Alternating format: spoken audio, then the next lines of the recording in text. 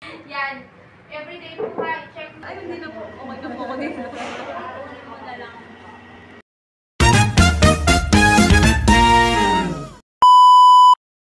Tayo na ang meeting ng mga kids natin. Ngayong umaga. Outfit check.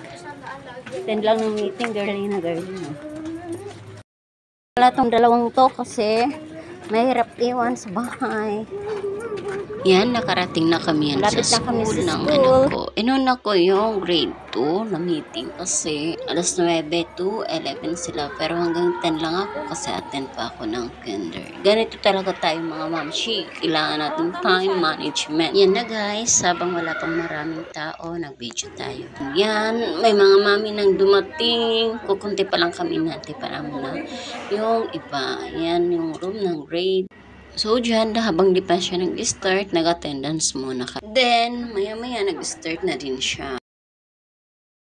Yan pala guys, after ilang minutes, pumunta na kami sa kinder meeting. Paalam ako sa grade 2 teacher.